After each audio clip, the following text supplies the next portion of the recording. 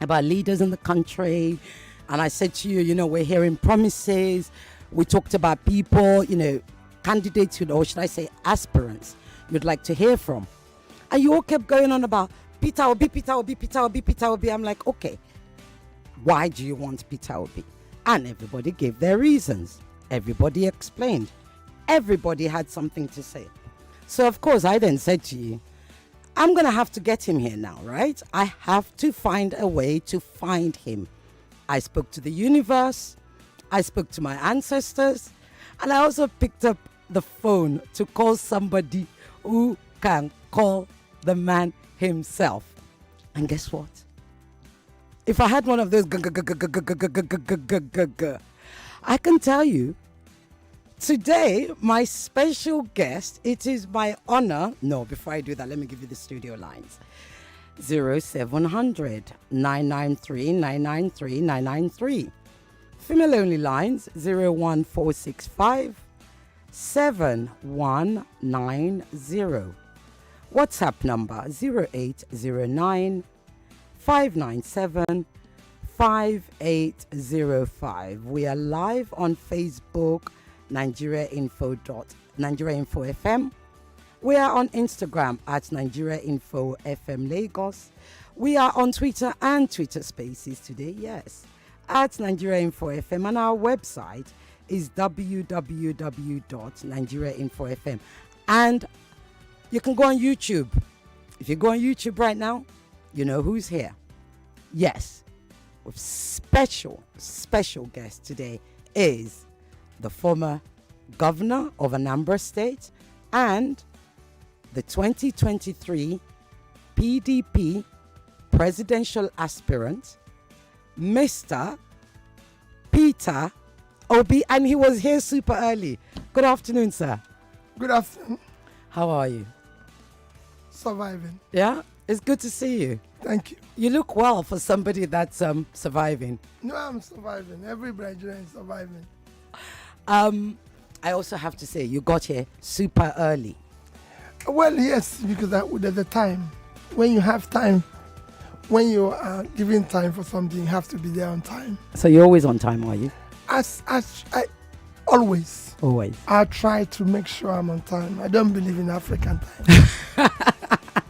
Well, that says a lot about you. Right, so we have several questions. As you heard in my intro, my listeners really wanted to hear from you. So I had to obey, which is why you're here. So thank you very much for accepting the invitation. Thank you for inviting me. Right, so let's get started. We don't have much time. We only have 90 minutes, but that 90 minutes... 90? But it seems like 30 minutes. I promise you, by the time we're done, you're going to want it extended. My guy is in the corner there. I don't know whether you can have a word with him. Jesus. But it's not long. It is not long, I assure you. Okay, I had my next appointment for 2:30. Think it's gonna. It's okay. Yes, we finish at 2:30. I'm here. Yeah, and your next appointment is probably listening. Don't know why you're late. Service to the community, service to the people, service to Down for Conversations. Thank you. Okay, so here's a quote, and I think it's a memorable quote that you said. You said it. I think it was last week at Atiku Abubakar's declaration. You said politics is a relationship. In your opinion, where does that relationship begin? Does it begin with the people, your opponents, your political colleagues, or even your ambition? Where does it begin? It starts with you and the people. It's a relationship. Mm-hmm. So if I choose to be in public space, if I choose to serve the people, I should be able to relate with them. You know, people. And then the same thing goes with your colleagues who are contesting election with you. You're not at war. If you are quarreling with people, you must be able to connect yourself to the people. I have served, for example, as the governor. When I was serving as the governor, they would tell you, I insist, I must talk to the people. If I am visiting a community, I want to listen to the community. I want to see the ordinary people in the community. You know, it will shock you. Whenever I go into a school, I ask the principal and all the teachers to go away. I want to listen to the students. Mm-hmm. And what they tell me, change the school system. Because they are free. And they can say to me, You're wrong here, you're wrong here, you're wrong here, you're wrong here, and everything. It's a relationship. That's why, as governor, all the senior prefects had my phone number. So I can relate with them. And that changes entire thing. So it's a relationship. The same thing with my opponents who campaign with me. I was telling somebody recently, when he was talking to me about the issue of going to Atiku, I said, listen, Obasanjo came to Anambra State to campaign for PDP candidate in an election I'm contesting. I accompanied him to the campaign. And he even announced there that I'm the outgoing governor. This is the incoming one. Yeah. But I was contesting that election. If you ask Governor Fashola, he came to my state in an election I'm campaigning to campaign for ACN candidate then, Dr. Chris Ngige. I provided him with my official vehicle and everything to go for a campaign against me. So because it is the relationship. So that's where the relationship is. And you mentioned something which brings me on to my next question. Your time in Anambra, 2 terms as the governor. Yeah. And one of the memorable achievements, if I may say so, and which a lot of my listeners also mentioned, was what you did with education in Anambra, and you've also mentioned it. But I want you to go into it, and I think some actually even call it the Peter Obi education revolution in Anambra State. Your state leaped from 26th out of 36 states to first place in NECO and WAEC, and the continent. And you also did something, Microsoft. You partnered with Microsoft, and since then the state continues to see the reward. So here's what I want to understand: how do you intend to replicate that if you were the president yesterday? Well, let me tell you, the most important investment any society, any nation can do is education. Education is investment. Every studies have shown that the more educated your people are, the more developed you are. What is the measure of development? Development have 3 critical measures. 3. Number 1 is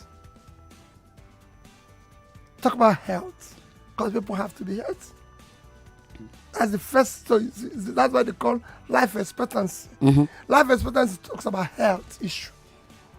Number 2, and the most critical one, is the education. Number 3 is per capita income, which is like pulling people out of poverty. If you get these 3 things right, your country is moving. And education has become the critical one that is sitting between these 2. You must do it. And that's what we're not doing. Now you see that today Ghana is doing better than Nigeria. It's because they've invested in education. So could we argue that it was easier for you to do it in Anambra than it would be in the state, given what's going on with ASU strike right now? It's very easy. Let me tell you, what is going on with ASU strike is very unfortunate. It just shows that we don't take education serious. Especially basic education. I'm even worried about basic education. You have a situation where you have 15 million people out of school. Let me give you an example of what education can do for you. A country like Philippines, a country like Egypt, let me use the economy, earns more money from diaspora income than Nigeria. How so? Because they've educated their people. They have less population than we are. Egypt is about 108 million, Philippines is about the same thing. Because they've educated their people, so they can now go and do a lot of jobs. If you go around Europe, everywhere, you see Filipinos serving people, even in Nigeria and everything, because they have basic education. So diaspora remittances in Philippines now is almost hitting $50 billion. So how do we ensure, how are you going to eradicate strikes such as ASU strikes in our education system if you were president yesterday? Let me give you, when I look at ASU strike, it's just that people are not serious. ASU strike, remember, they are talking about the agreement that was reached several years ago. That's right, yes. and have not been fulfilled to today. Correct. My sister, imagine if you had been fulfilling that agreement bit by bit. It would have been finished by now. How can you spend, I'm sure we spend about ₦1 billion keeping refineries that are not working when you should have been paying it small to these people. If you have an agreement, and this goes with all the government agreements, if you have an agreement with somebody and say, I'm owing you 50 billion, for example, but I don't have money, I'm going to pay it over a period of 5 years or 10 years, and you're paying it consistently, I assure you the person will never go on strike. Okay. But what happens there is that there's an agreement, and when you finish that paper, they throw the paper away and continue with that. Okay. Let's move on to the state of the nation and security in particular, because when we talk about the current state of the nation, it really is about security. We'll talk about economy later. So we have several agitations going on. We have the separatist agitations in the form of IPOB and Sunday Igboho and the likes. And we also have terrorism, domestic terrorism that's currently packaged as bandits. I'd like to know, what are your thoughts and how do you intend to solve, one, IPOB, and two, the domestic terrorism? Okay. All the agitations you're seeing today, I will even include the terrorism into it, is the cumulative effect of leadership failure over the years. That's what you're experiencing. Mm-hmm. Cumulative effect of leadership failure over the years. It's failure of leadership that have refused to invest in critical area of development. And that's what you're facing. For example, when you talk about security, you have what you can call natural security and defensive security. Natural security is that you have to, people have to have a means of livelihood. Mm-hmm. When you don't know where the next meal will come from, you're actually a threat, a security threat, because you must do something to eat. Indeed. So we have refused. Today we have a crisis where you have 33% unemployment. If you combine it with underemployment, you have about over 55% unemployment and underemployment. And 60% of this number are actually youths in their productive age. Yes. Which brings me on to my next question. At a critical, this is your engine of production, mm-hmm. not doing anything. So you're going to have a security problem. You're going to have agitations. You're going to have all sorts of things and everything. If you have taken care of this by providing them by means of livelihood, by pulling them out of this situation, then you now invest in what you call defensive security, which is we need to have police, more this, and support them. Okay. We're going to talk about state police, but I want to go back to what you said about the youth. Clearly, we have a youth bulge in the country. And I want to know how exactly, and when you talk about security, you talk about the vast unemployed youth. It is also critical to bring in the economy. How do you intend, or what economic revolution do you intend to implement, given that we're still a monolithic economy? And how are you going to use that to fix that youth bulge? To prevent further insecurity. Remember, I talked about education. Mm-hmm. You educate the youths. The youths, at the youth stage, this is where you have the entrepreneurial spirit. If you talk about America today, talk about from Microsoft to Apple to Amazon, all these corporations we are here in Facebook, they were all started by youths. And the youths of this country are so talented. What you need is, having educated them, is to support them, to have access to funding. Right. They'll create a future and they will employ labor. Okay. So you have you use of entrepreneurs. Countries are driven by entrepreneurship. These are the youths, that's where they belong.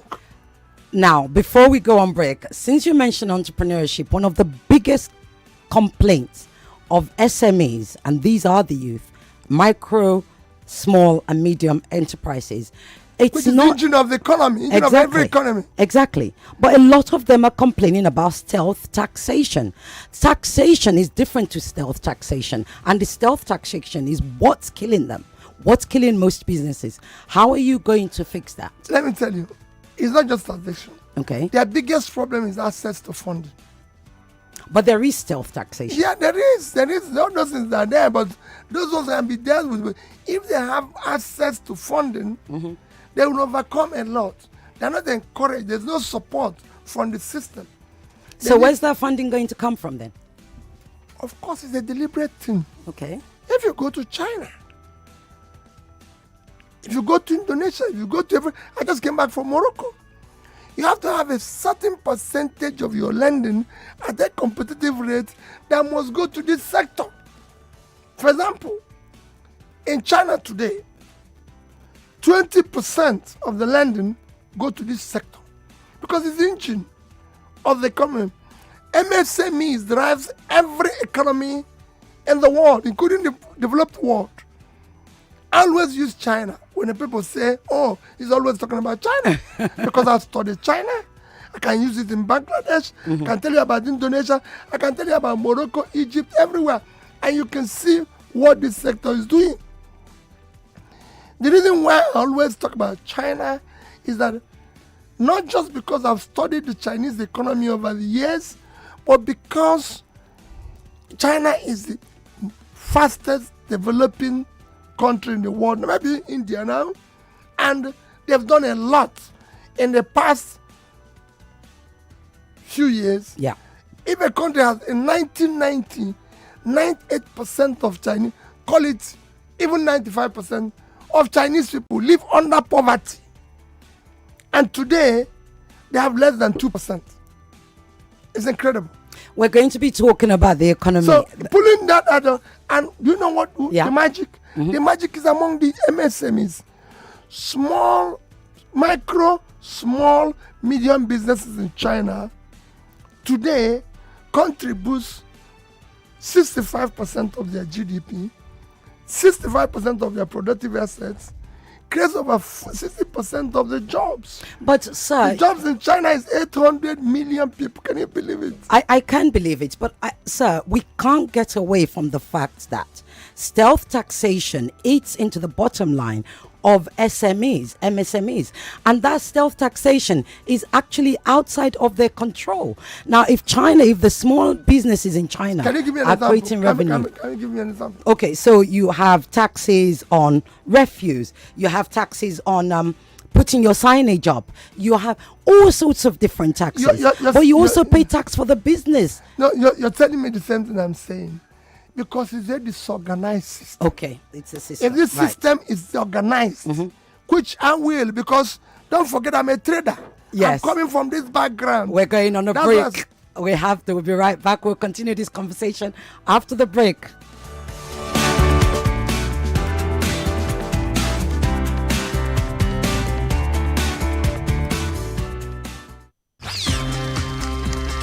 Information at its peak. This is 99.3 Nigeria Info. I'm listening.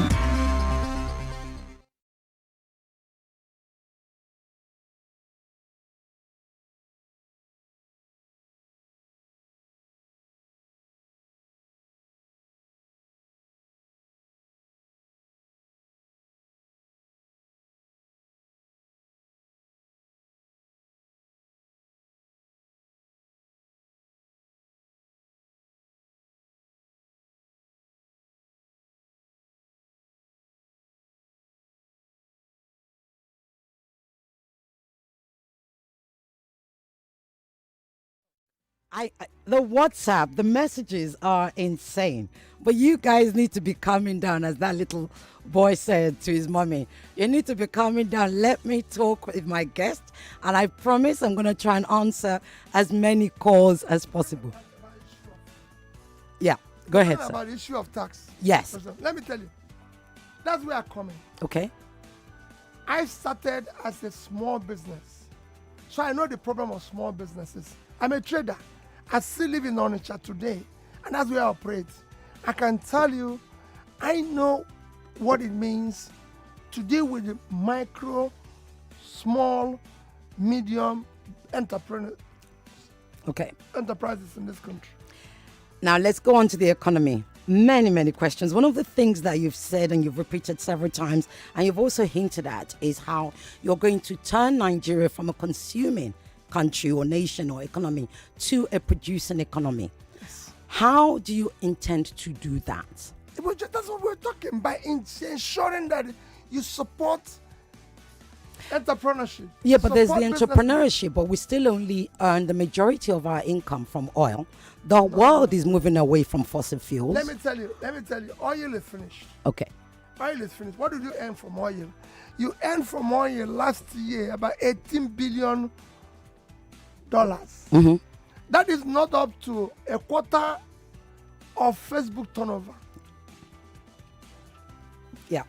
I just came from Morocco. Then last year, Morocco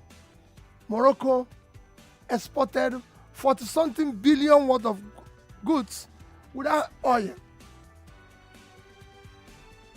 I can go on and countries of the world. Like I always say, look at Niger State. Niger State have a total of 76 square kilometers of size. Mm-hmm. And they are not producing anything. And you have Netherlands with 33,000 square meters excluding water. If you include water, it's 43. Exporting agricultural products of 120-something billion. Mm-hmm. We're going to become a producing country. Nigeria is not a producing country. And the reason why you're not producing is because of corruption. Because, corruption kills three things that develop a society. It kills entrepreneurship. So you don't appreciate entrepreneurship. It kills professionalism, and it kills hard work. I'm glad you mentioned corruption. Let's talk about corruption. One of the things that the current president said was that he was going to eradicate corruption, at the very least reduce it. Well, we can't argue that that's since, I call it the popcorn war on corruption. I don't know what other people call it. When Wole Soyinka said, when you fight corruption, corruption fights back, how does Peter Obi intend to fight corruption and make sure Peter Obi wins that war? Let me first define corruption for you. Go ahead, sir. Because you see where people will say about corruption. Corruption, where we should be concentrating, is corruption in managing public resource. Yeah. Managing public resource, public trust. Fighting corruption is as easy as ABC. If you, who is in charge, is not stealing, your relations and those around you are not doing the same thing, you reduce it by 70%. And I challenge anybody to go and see what we did in Anambra State, where we were able to finish and left something billion. It is easy. If you, the principal person, is not involved, you reduce it by 70%. Because you have to be taking your own for other people to Indeed. take their own. But if you're not, you reduce it. Okay. Let's talk infrastructure. Right now, 98% of our earnings, of the revenue of Nigeria, is spent on servicing debts. Now, we know we need infrastructure, more infrastructure, especially the health sector, which I'll come to later. How do you intend to clear that debt and also implement key infrastructure projects that we can't do without? You can't reduce the debt. The reason why we got to the stage where we're using 98% to service debt is that the debt you borrowed was not productive. You didn't put it into productive assets. Indeed. So it was consumed. So when you borrow money and consume it, your debt increases, your servicing of the debt increases. But if you put it into production, your value increases. And I've given these examples everywhere with several countries. We're not the only country who is borrowing. There's nothing wrong with borrowing. I say it morning, afternoon, night. It's what you borrow with the foreign funds that is different. I give you an example. People say I've used Bangladesh. So let me use Japan. Okay. Japan is owing 230% of their GDP. But per capita in Japan is still about $48,000. Because one, the money they borrowed was meant to help build a better economy. It was properly invested. It was to save the country from collapsing. And most of the monies that are were domestic investors. And Japan is still the highest holder of U.S. treasuries. Singapore will cite every day. People don't even know. Singapore owns more than 100% of its GDP in debt. But do you know why Singapore's debt is not affecting the per capita of Singapore? Because they have a law which says for every money you borrowed, it must be for investment in the future. But here we borrow it and we consume it. So we're not looking when the person of the money comes, because we have no money to pay, is affecting our earnings. So what we need to do as a country is to first change that borrowing pattern. Right. And make sure that our borrowings are for investment. Okay. And when you change it, you start seeing upward trajectory of your GDP. For example, today, our debt is about 20%, 25% of our GDP, which actually is low compared with other countries. But our revenue is not increasing, which makes it now servicing difficult. Yeah. But if it was invested, our GDP would have been about 10% of our GDP today. And servicing should not have been more than maximum 20%, which will allow us to borrow more and invest in education, in infrastructure, in all those critical areas that develops the country. So whilst we're talking infrastructure development and investment, we must talk about health. Health, which has been severely, how can I say, it's been neglected to the point of no return. And yet, nobody seems to be investing in it. There's an estimated 2,000 doctors who have left Nigeria.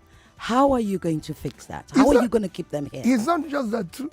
Let me tell you how bad it is. Go on, sir. The 10 years investment, 10 years budget of Nigerian budget in health is not up to 1 year of South African budget in health. And you have 200 million people living here, and they have 55 million people living in South Africa. That is the crisis we have. Ghana is 30 million. They have a better health budget than Nigeria with 200 million. So what do we do? Because it's ups and falls at the bottom. Our budget for health is not up to 5,000 per person. Correct. So there's no way you can do that. How do you want to reverse it? It's a very simple thing. That's what I'm saying. You must give people hope. Where we said, oh, we have more than enough doctors. When we have they said they have about one doctor to every 600. But we have one doctor to 10,000. So you can see how bad it is. If you're sick here, if you survive, maybe it's prayers. God has saved you. Indeed. Because one, you can afford it and everything. So what it is that it's like every other sector. No other sector is, no sector is good. So you won't say, how are you going to deal with this sector? We're going to deal with it holistically. When I became governor, I hear shout of primary healthcare. Yes. But it will shock you.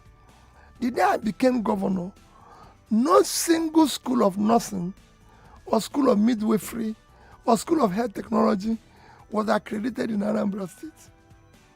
Not one. Wow. So how can you drive primary healthcare when you don't have even the schools to train those who are supposed to provide those services? And we said, how are we going to do it? I want to start by quickly to ensure that I'll start with 3 schools. So you're going to land running, as they say, yes. Literally. So what did I do? I partnered with the church, because there's a school of nursing midwifery called in a hospital owned by Church of Nigeria, Iyenu. That school produced the first midwife ever in Nigeria. And it was done. But it's owned by the church. So I went to them and said, listen, we're going to partner with you. Mm-hmm. We want to restart the school. If we go to start one from ground zero, it will take us time. But you have existing facility, which if we put money, it will work. Of course, people started saying, oh, it's owned by church, it's private. That's not where we are. What I want is this school. Then there was School of Nursing, owned by the Catholic Church. Yeah. There was and that's how we started. Today, we have about 10 schools of nursing, midwifery, health technology that are accredited. So what we're going to do is not just using government. We're going to use everybody, every facility that can help to ensure that we kickstart health issues, health institutions, just like we're going to do with schools and everything. Are you going to use those hospitals? Will you use the hospitals in Nigeria when you become... Go and ask people where I go now. I live in Onitsha. Go to hospital in Onitsha. Okay. In fact, it will shock you. I have been going for tests. I lived in the UK for 10 years, so I had a physician in the UK I visit. And I've been going for tests for something. And every time they say, okay, it's normal. It was actually in Onitsha that they discovered there might be something wrong here. Wow. I'm telling you. But I've been going there in the UK. You see, whenever everybody have a headache, I go to hospitals in Onitsha, go to Waterside, they will tell you. I go to everywhere. Right. Okay. I don't know if I've asked you this already, but we need to talk recurring expenditure. The most expensive line item in our budget. How do you intend to reduce it? Or can it be reduced? No, is it a pipe dream? For me, I say it every day. The cost of governance in Nigeria is criminal. It's unacceptable anywhere in the world. And I've seen it. They have practiced it. I've said it openly. It's unaccepted. How do you say, when I became governor, the budget of Anambra State is almost 30% consumed by the office of the governor. Yeah. And what do you have there in the line? You have office of First Lady that is costing us almost about probably nearly 2.3 billion naira to keep the office running. How do you have an office of somebody who was not elected, never campaigned, had no contribution to any form of development except to create confusion in existing space? And you create that office and it's running. If you want to deal with, I'm somebody who believes that the women should be supported and given space. But so we're going to talk. What I did, I have a female as chief of staff. My secretary is a female, my PAMSEC, my commissioner for finance, commissioner for education, commissioner for local government. So, what again are you doing? You have everything you said, yes, makes sense. It makes logical sense to us. And we often think as ordinary citizens, why does this make sense to us and it doesn't make sense to the people ruling the country? No, it's not just that office. There's so many other things. Yeah, so many other things. So many other things that we chopped off in order to put money in education. So what I did was to say to them, you know what I'm going to do with this budget? We're going to put percentages in the critical areas. So what is our first priority? Pulling people, looking at issue of dealing with statistical record of poverty. And how do we solve poverty? So we said we're going to spend 15% of our budget. Education, health. By the time we finish it, what was remaining was less than 4% for the office of governor. We said, okay, we are now going to chop off what we don't need. Right. And we did. Good. You cut off the fat, right? Yes, and leave the nice chunky meat. However, we didn't even leave the meat. We reduced it to the bone. Okay. So, but here's the thing. When it comes to federal, you have, and it's constant, you have a friction between the president and the executive, rather, and the lawmakers, the legislators. How do you intend, you as a progressive, How is it? No, but how is a progressive president going to manage a legislature that's quite fat, if I may put it in a polite way? It's a very simple thing. Go ahead. I was a governor in a party where I was no single house member. 30 of them was in different parties. I was impeached. Okay. As you know, I Yes. came back for impeachment. Yes. And thereafter, why did they impeach me? When I started, they didn't know where I was going. They didn't know what I was trying to do. So they impeached me. But after that first 1 year, when they understood, so I always tell people that it's like a driver carrying passengers that have since passed their destination. So they say, well, listen, this man must go so we can go back to our destination. But when they realized where I was taking the state to, they became my biggest supporter. If people see you genuinely committed to what you're doing, that they will support you. Everybody kidding. So you're That's saying what that I- you'll be able to win them over It's by a- doing the right thing? Of course, they will see it. Right. They will feel By your it. actions. Everything will be going the way it should be. Right. Okay. Now, what about accountability? One of the things that Nigerians complain about is accountability for government officials. It's a simple thing. That's what I'm saying. If you're doing the right thing, you wouldn't even, if you have budgets, because you have a budget. But it's, I don't think it's as simple as just doing the right thing. How do we hold government officials accountable? It's very simple. It is for the people to be bold enough to say, you're wrong. I told you, I paid off 33 billion in gratuity, pension and everything. How did it happen? I go to morning mass every morning. Every morning I go to morning mass as a governor because you need prayers. So I was in this church, St. Matthew Church in Amobia. An elderly woman, Mrs. Cindy Bay, who was 80 years old, walked up to me, took my Bible, took everything, and asked me to leave the church. Wow. And the people were protesting. And the people were begging her. And I said, leave, Mama, let me see what is happening.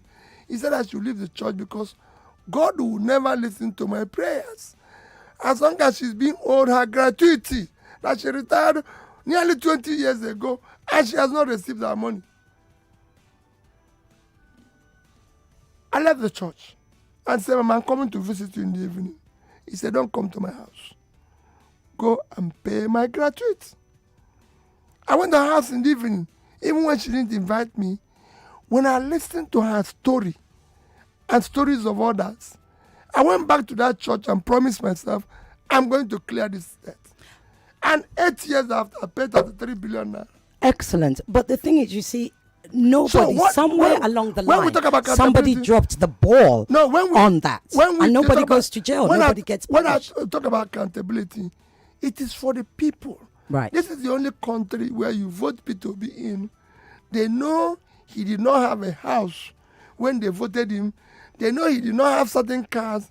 They know his children were not driving certain cars. They know everything. Then suddenly Mr. P2B builds the best house in his village within 6 months, buys all the choice cars, and invite them for Thanksgiving. And even the church and everybody celebrating somebody they know where the money came from instead of calling police. Because we know where the money came from. Yes, indeed. I know the lines are going. I've got to go to the lines. I have a couple more questions, but let me not be selfish. I've had you, 45 minutes. WhatsApp is insane. The lines are going wild. Right, you're going to speak to possible voters now. Are you ready? Anybody? They're going to throw questions at you. Are you ready? Yes, I want them to come. Okay, let's go. Hello. Hello. Oh, you snooze, you lose. I've got Mr. Peter Obi here. If your line cuts off, I can't help you. Hello. What's your name and where you calling good from? afternoon, ma. Good afternoon. What's your name and where you calling from? My name is Ifunanya. Ifunanya, you get one question. Go ahead. Mr. Peter Obi can I hear want you. to ask your guest something. Good afternoon, sir. Good afternoon, my sister. How are you? Okay. I've been waiting for you since morning. I heard that you're coming. Okay, I said, okay, P2B is my father, he's my brother. I have to rush and you. I have to rush Yes. you. The lines are going crazy. Okay, because I would like to vote for you, but I have eye problem. I need surgery, sir. Please help me out. I need surgery, so I will come out and vote for you. I'm going Please, to sir. I'm going to take your phone number and I'll call you. Okay, sir. Don't worry. Don't go away. Let's just write down your phone number before you Okay, go. sir. Okay, Have we been ma. able to capture it? Yes, they've captured it downstairs. Right. Okay, but please, nobody else don't call in with that. If you call in with that, I will disconnect you. This is a serious show. All right? First one is free. The second one doesn't happen. Not on Down for Conversations. Hello. Hello. Okay, you snooze, you lose. Hello. Hello. Hello. Good afternoon. What's your name and where you calling from? My name is Mr. Ireti. I'm calling from Lagos. Okay. One question. Yes, he can hear you. Good afternoon, His Excellency. Good afternoon. Yeah. Having listened to his conversation along, and I'm very, very happy with so far so good what you have said. I think, in my opinion, we need people of a vibrant mentality like you in Nigeria. Well, one thing I want to ask, you becoming a president with the issue of tribalism in Nigeria, how are you going to cope with this kind of situation? Okay. Thank you. Tribalism. Thank you. I'll give you a pen so we can take many questions and you don't have to answer one at a time. Right? Okay, let's answer the next call. Hello. Hello, good afternoon, ma. Good afternoon. What's your name and where you calling from? My name is Ifeanyiwa. Ifeanyiwa, talk to me. What's your question, please? Very quickly. One. Oh, you snooze, you lose. Hello. Hello. Hello, good afternoon. Good afternoon. What's your name and where you calling from? You need to turn your radio down. My name is Victor from VI. Victor, what's your question, please? Okay, I want to ask Mr. Tito B, if he becomes the president, how will he unite Nigeria? Because as it is now... How will he what? Sorry, say that again. Nigeria, How will he because as unite it is Nigeria? now, Right. We've been divided, religious line and all that. Okay. So how would he reunite Nigeria? Excellent. Thank you so much. Let's pick up more calls. Hello? Hello? Okay. Are you there? No. Hello? Good afternoon. You sound like you're panting. Yes, good afternoon. I've been trying. I'm walking. I'm on the road. Okay, you need to stand still, otherwise your line will cut off. What's your name and where you calling from? My name is Joy. I'm calling from Abulegba. Okay, Jay, Mr. Yes, Peter Obi can hear you. One question. Yes, one question. Mr. Peter Obi, I really thank you for coming. Yes, my question is this. Nigeria, this is my own philosophy, and I want to know what you think about it. Nigeria is not self-sufficient when it comes to, food and all the rest. And as a woman, my children need to eat. And things are pretty expensive right now. All because of the policies that the government... I need to hurry you up. We don't have time. I need to hurry you up. What do you say about the closure of the border when Nigeria is actually not self-sufficient? For the past, I wouldn't say for the past how many years, but we're not self-sufficient. What do you say about the closure of the border? We don't have rights. And self-sufficiency. Right. Excellent. Thank you. Hello? Hello? Hi, good afternoon. Good afternoon. What's your name and where you calling from? Ikechukwu is my name from VI. Excellent. Ikechukwu, you have one question. Go ahead. Okay. I would like to ask... His Excellency can hear you. Go on. Excellency, sir. Yes. I want you, sir, to please expand on the issue of security. ESN/IPOB, ISWAP / Boko Haram, and then bandits/herdsmen. Please, sir, expand on that. How do you intend to deal with these issues? Thank you very much. Okay, thank you. Right, let me go to WhatsApp. I have a question here from Kings, and I'm just picking these randomly, by the way. We have so many questions. I'm going to try and get as many as possible. I have here from Kings from Orile. He said, "Hi, Ireti, please ask Peter Obi if he indeed handed over 15 billion to his successor. And if true, how did he achieve such a feat?" You only get one question, so I'm not going to ask you a second one. Otherwise, other people will miss out. What do I have here? Peter Obi is the best candidate for the position of Nigeria. I need questions. I'm not asking for comments. Let's go to the lines. Hello? Hello, go ahead. Very quickly. What's your name? Hello? What is your name? I can hear you. My name is Elijah. Elijah. Good afternoon. Where are you calling from, Elijah? I'm calling from Igondo. Excellent. Igondo. Please give His Excellency one question. Good afternoon, Excellency. Thank you. Good afternoon. I want to know, you see, this country, Nigeria, has been without lights everywhere in the whole country, from east, west, north, and south. Regular lights. And you go to some countries, Ghana and all these neighboring countries, or even on developing countries, if you go to India, they have 24 hours light from January to December. How is it that we continue to live in darkness in Nigeria from when we are born till we die? Okay. Well, how can we continue like this? Excellent. Thank you. Right. Sir, over to you. You have several questions there. In fact, my guy is telling me that I'm loading you with too many questions. Okay, so let me start with it. Somebody said, how do you intend to deal with issue of tribalism? And the second question said, how can you unite Nigeria that is so divided? I think they're basically the same question. Pretty much. In different. So let me assure you and let me tell you, the ordinary Nigerians are not so divided. The division is elite conspiracy in order to continue living off the confusion. Mm-hmm. The poor people in the north are hungry. The poor people in the west are hungry. The poor people in the east are hungry. Right. What they want is opportunity. Create an opportunity for them to have a job. Create opportunity for them to have a living. And you will see there's no tribalism. I at school, I had a lot of friends in the southwest, a lot of friends in the north. When I was growing up, I went to school, say University of Nigeria in Nsukka. I used to drive from University of Nigeria in Nsukka to ABU. I used to drive from there to Unilag, to Ibadan, to everything. We didn't know any difference between us because things were good. Everybody had this thing. We had the same job. I'm an investor, I'm a trader.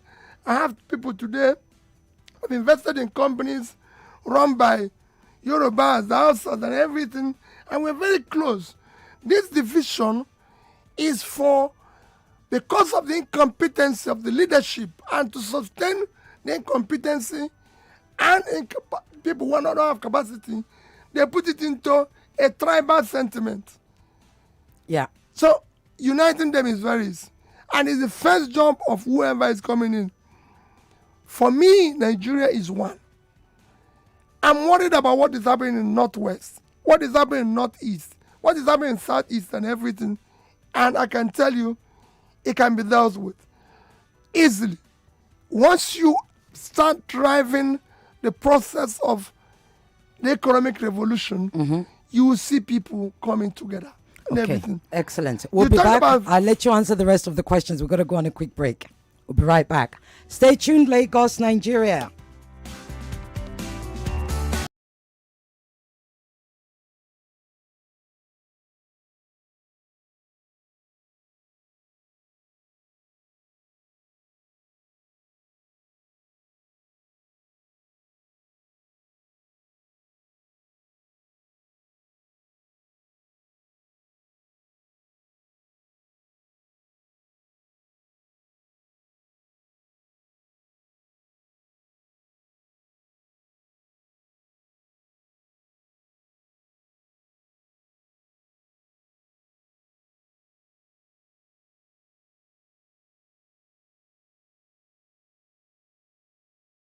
Nigeria Info. We are more than just radio. Subscribe to our YouTube channel at Nigeria Info FM. Check us out on Facebook at Nigeria Info 99.3. Follow us on Twitter at Nigeria Info FM and on Instagram at Nigeria Info FM Lagos for live updates as it happens. 99.3 Nigeria Info. Let's talk. 99.3 Nigeria Info. We are more than just radio. Subscribe to our YouTube channel at Nigeria Info FM. Check us out on Facebook at Nigeria Info 99.3. Follow us on Twitter at Nigeria Info FM and on Instagram at Nigeria Info FM Lagos for live updates as it happens. 99.3 Nigeria Info. Let's talk. Early bird, 3,000 naira. So hurry, beat the rush and grab your tickets online now. Your Easter will never be the same again. Praise Jam, the resurrection. Don't be told, be there. This event is certified by the Lagos State Safety Commission. Allahu Akbar, Allah.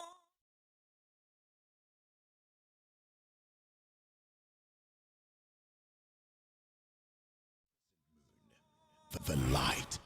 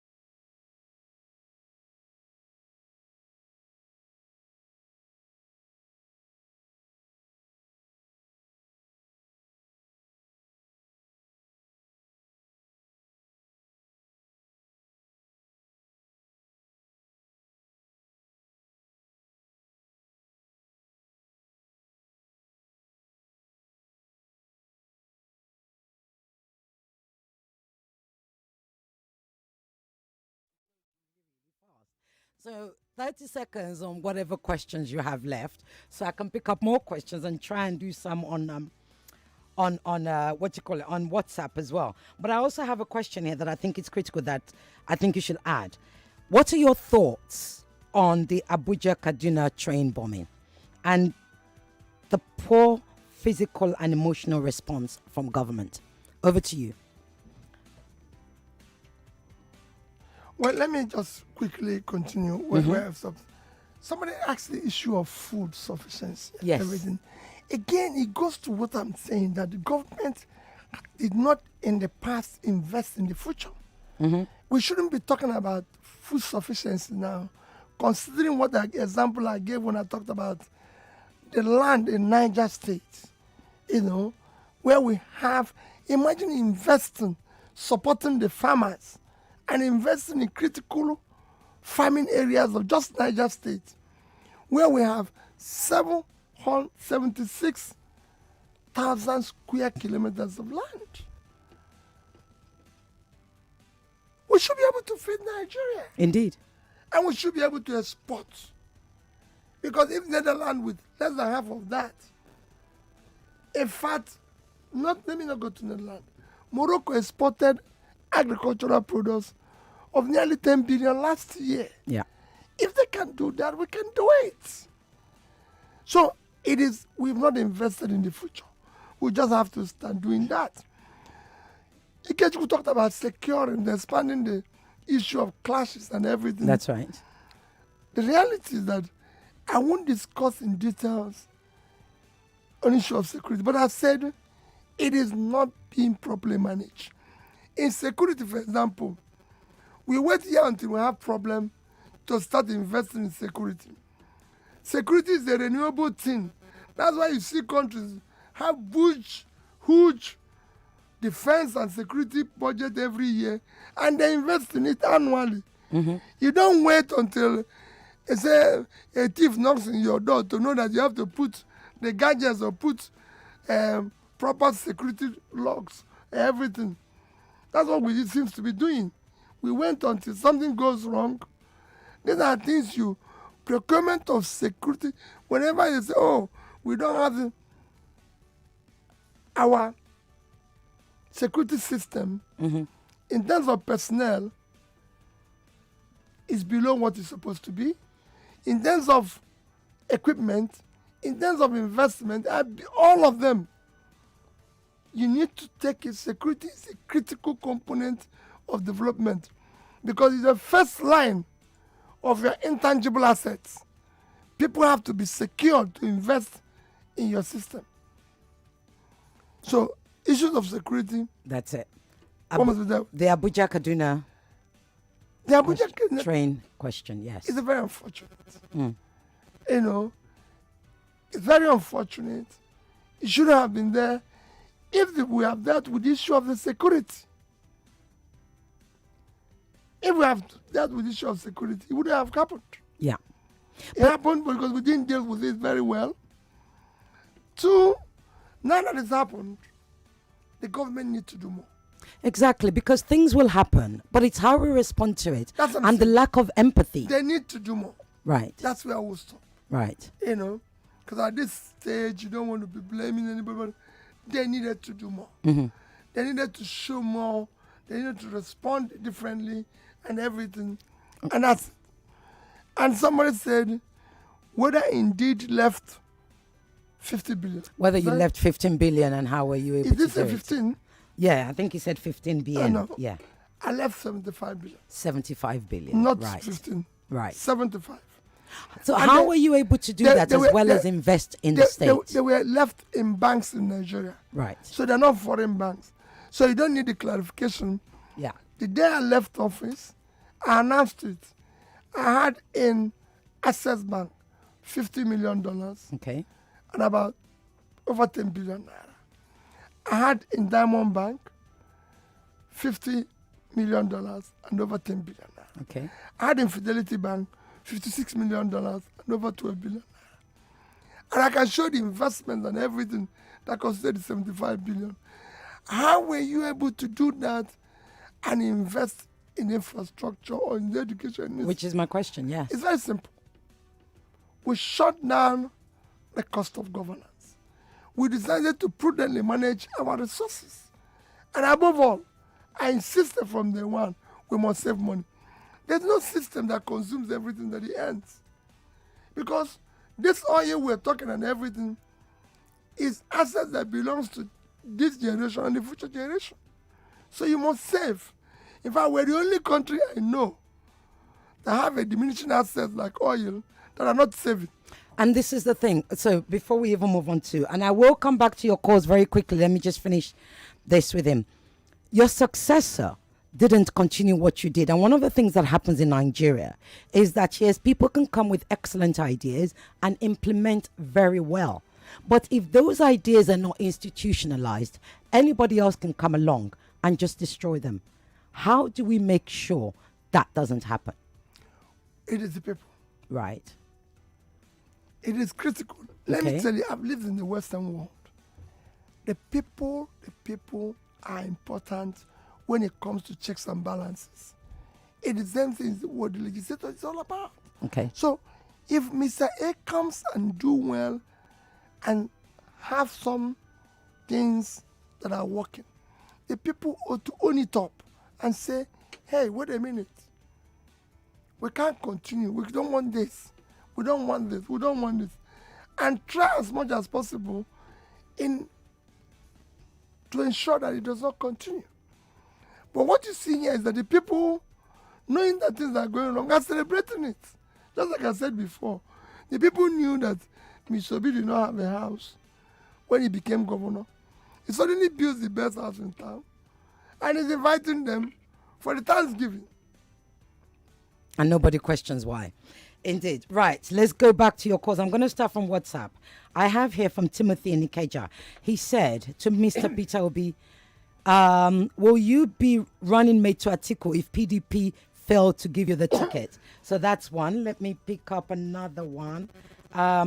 Please ask your where is it? Black. Please ask your guest how he'll fight corruption. We've already talked about that. Let me see if I can get another one. Power supply. He's already talked about that. Let's go to the calls. Hello. Yeah, Chief Mrs. Good afternoon. Chief. Okay, Chief Mister. Good afternoon. Good afternoon. How are you? Sir.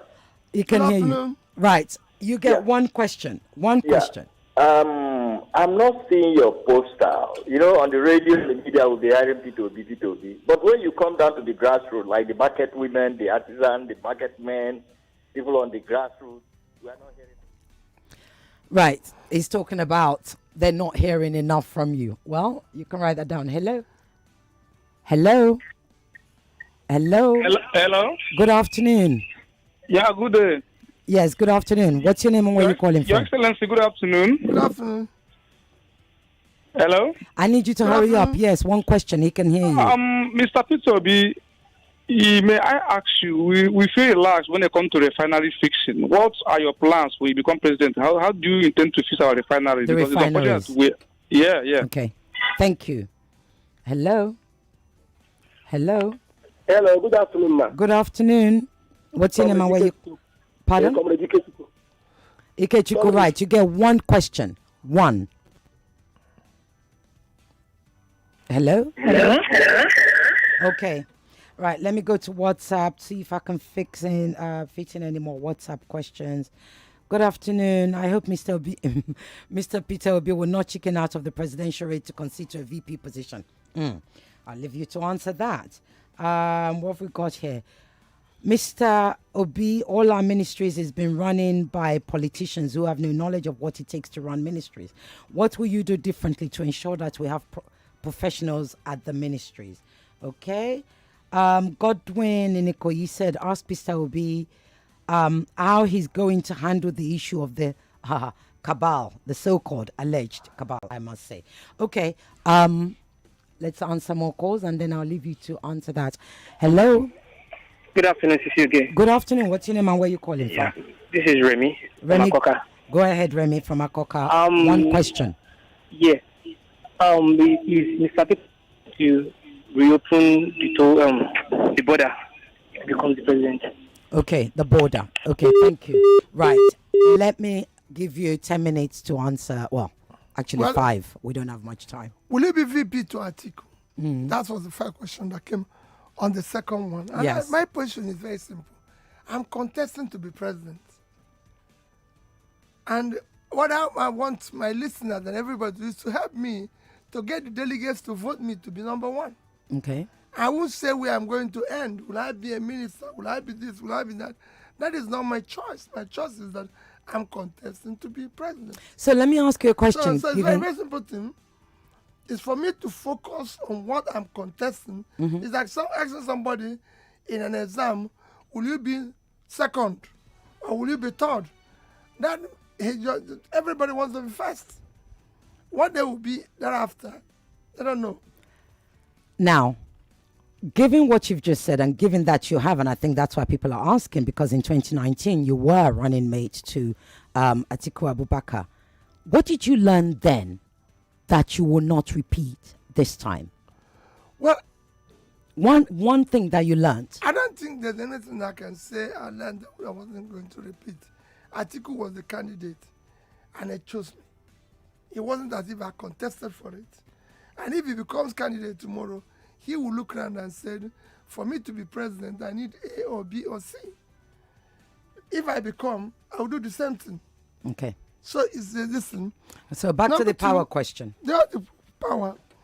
I didn't answer it in the first place, and then somebody came up again. Issue of power is one to regret. There's no reason why Nigeria should not be generating enough power by today. You can't have a situation where we're just ended, since I've known Nigeria, be within 3,000 and 4,000 megawatts. When small countries, I would say small, but South Africa, which is the second biggest economy, is generating over 40,000 megawatts. Egypt, within 2-3 years, was able to double their power supply by just having the investment they did with Siemens of Germany. We would do the same thing. It's a very easy thing. Somewhere along the line, I believe it's leadership failure. Simple. And that's where my comment will stop. Because we borrowed enough money. Pakistan borrowed a particular amount of money and threw it to power. I'm just giving you countries with similar trajectory that have done things differently. And it can be done. Because if we didn't consume all this money we're borrowing, when we are throwing it to power, genuinely we would have fixed it. On issue of will you chicken out? Well, it's the same thing. It's the same They thing. don't know what it means to run for this office. I can't do what I'm doing now and in the end said, I'm not part of it. It is almost impossible, especially when you know that I have the capacity and the competence to solve this problem. This is the society my children will live in. Yeah. And I can say categorically that while not saying it's going to be right from day one, within 4 years, I can turn this ship around and position it for the right direction. Okay. With effortless, with ease. With ease. Right. Can I add more They questions? talk about issue of, somebody talked about the issue of, let me see, all the ministries are not run by professionals. Yes, that they're not run by professionals. You see, at the end of the day, I managed ministries when I was governor, and they were well run. You can go and ask. In fact, one of the biggest job of anybody who is coming to government in Nigeria is to bring civility and order in governance, because everything's so haphazard now. We did it when we were in Anambra State, and it's easy to replicate this. We've done it. There's somewhere to look at and say, how did it happen here? You know? And if you know how it happened there, it's easy to deal with it when I'm on the center. Okay. I'm going to move you on. Right. Issue of cabal. Okay, the cabal, yes. There's nothing called cabal. Unless you decide to create one. Right. Quote me anywhere. I've governed in Anambra State. There was no issue of cabal. Unless you choose to create one. Unless you choose to create You are the one who is going to create it. And then suddenly turn around and say there's cabal. Right. We spoke earlier on about accountability for public officials while in public office, etc. I have a question from, now we're taking questions from Facebook. Tayo Shitu on Facebook said, can Mr. Peter Obi answer the Pandora box accusation against him to silence opposing views? So that's one. Let's answer more calls. Hello. Hello, my sister. Good afternoon. Good afternoon. Good afternoon. What's your name and where you calling from, please? Kingsley from Ikorodu. Your Okay. Excellency, good Yes. afternoon, sir. Good afternoon. You are welcome, sir. So, sir, please, you mentioned something when they asked you about the health sector. Yeah. So I want to ask, what if you won the presidency, sir, and the cabinet say you must went for a medical checkup outside, and then you change your mind according to the slogan we have, I'm not a president for anybody, I'm president for everybody. That's the first question. The second one, sir. Oh, no, you only get one question. Oh, I bet. The lines are on fire. You only get one question. Thank you. Hello? Hello? Are you there? Good afternoon. Good afternoon. Good afternoon. What's your Yes. name and where you calling from? Good afternoon, His Excellency. Good afternoon. And, Madam Ireti. This is Pastor Ladipo calling from Orile Gomo. Mm-hmm. My question is this, sir.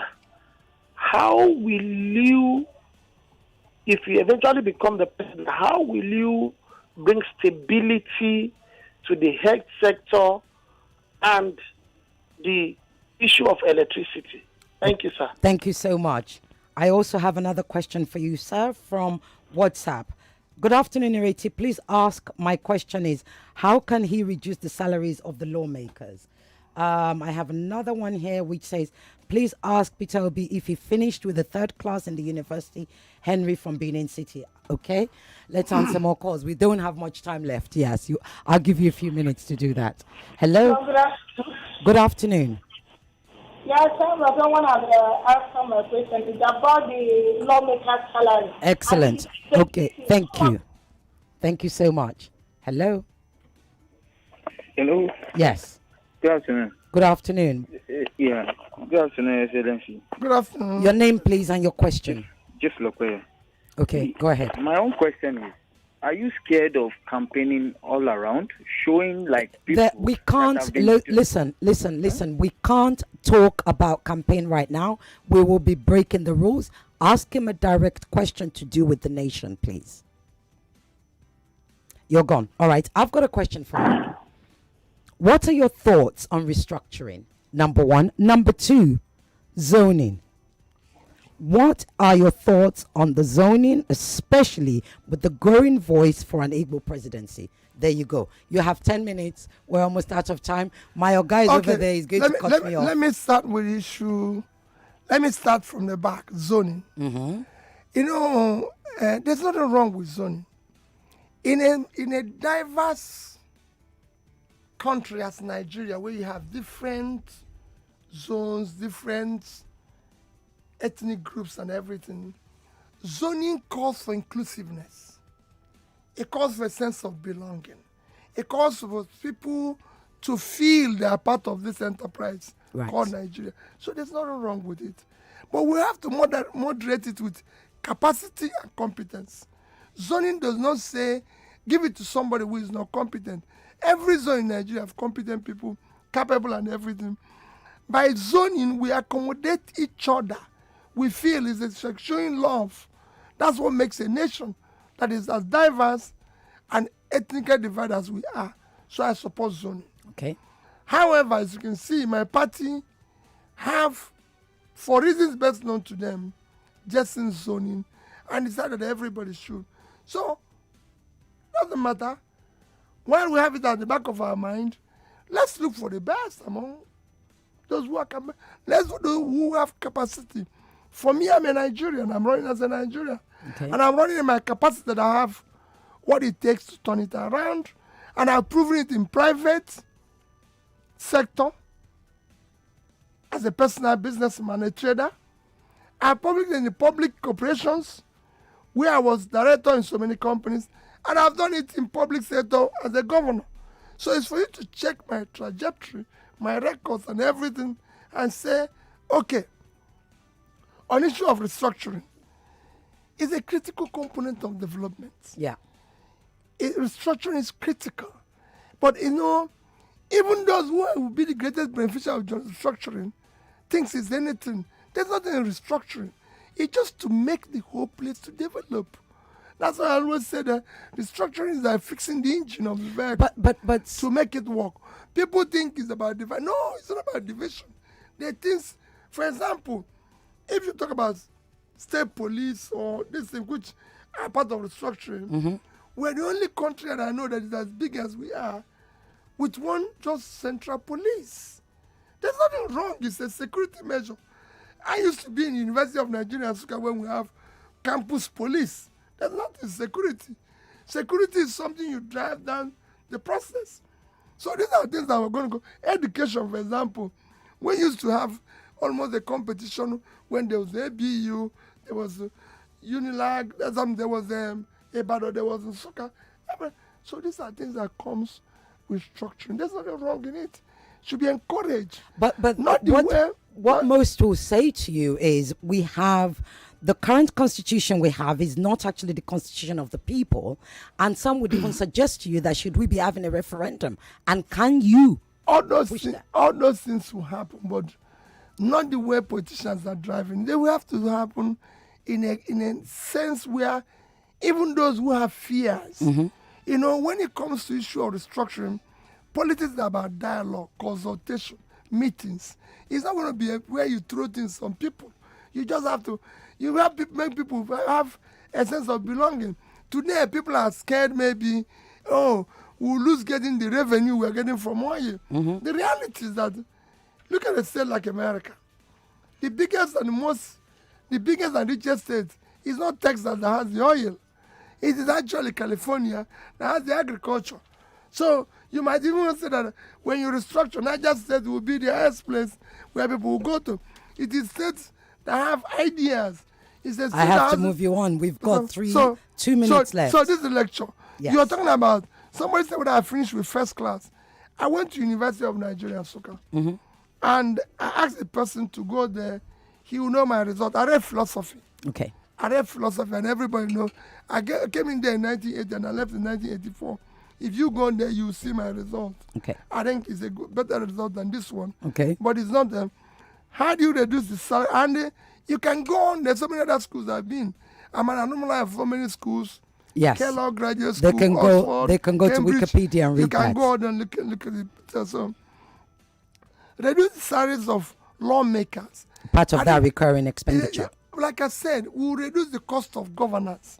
It's not going to be reduce the one of lawmakers and leave the one of executive or anybody. We have to look at it holistically and look at how we can reduce the cost of governance. Somebody said bring stability within the health sector and electricity. Let me tell you, I don't know how I'll describe this again. You cannot have a country like Nigeria without having a functional health sector, an issue. And I'll bring it to someone who said, will you go to health issues outside and everything?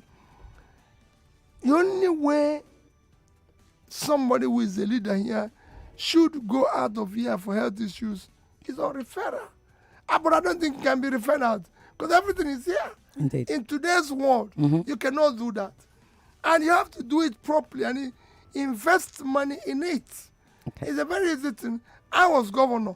Go and ask them whether, as governor, whether I have any left Anambra State any day to go and do checkup abroad. I was going to the hospitals I built in Anambra State. I was going to the ones that renovated. We have. That was. So I need to rush you. Somebody yes. now talked about the issue of Pandora, which is the one I need to do. Yes. I've explained this over and over again. There's what I told them is a very certain. If you have a situation that I have, there's nothing called Pandora issue. I have a trust. Trust is a legitimate means of investment and savings for the future. Okay. And what you need to do is ask yourself, like I said publicly, and I repeat, if you go to that trust and see any investment in it while I was governor, or that can be linked to public money, then it becomes a problem. But I'm an investor. Okay. The trust, there's no law in Nigeria that says you can't save money. And I prove it by saving public money. And let me tell you, when people talk about corruption and everything, no thief sees what he can steal and keeps it. Okay. 175 we billion need to move. when I can Indeed. take it. Look, ladies and gentlemen, follow us on Twitter Spaces, #OB on Nigeria Info right now. Your Excellency, my final question to you is, your nickname is the Okute of the Southeast. Are you the Okute of Nigeria? Well, I don't know. It depends. I've got that from. So you leave that to the people to decide? All the traditional rulers in my state, the day I left, did that title. It's actually my name. Peter is the rock. But the traditional rulers came together. And I say ambushed me because I never believe in chieftaincy title or any title. But on the day I was leaving, and it's the first time it's done, where the entire traditional rulers came together and said, before this man leaves here, this is the title we're going to give him. Okay. And I try to also live it. Thank you. Thank you so very much. You've now been christened the Danfo Conversational. Thank you very much. Thank you for coming. Ladies and gentlemen, move over to Twitter Spaces. We're going to continue the conversation there. Hashtag OB on Nigeria Info. Thank you. Be well. Have a good weekend.